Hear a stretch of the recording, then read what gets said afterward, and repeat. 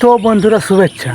আজকের ব্লগটা শুরু করছি এখান থেকে, চলো একসাথে। তো আজ ঢালাই হবে বলে সকালে ঢালাই গাড়ি চলে এসেছে, আর এই কাকা সকালে ঢাড়িটাকে ফাটাই দিচ্ছে, আর এই দাদা পুরো ঠেলা গাড়িটাকে নিয়ে এদিকে সেদিকেই করছে। ঢালাই পাটির লোকগুলাকে আসার সঙ্গে সঙ্গে ঘুগনি আর মুড়ি দিয়ে দিচ্ছে দাদা, পুরা ঘুগনি মুড়ি দিয়ে দিচ্ছে। আর এই ম্যানেজারটা ভুঁড়ি তুলে দাঁড়ায় আছে, বলছে যা জুত লাগলো না।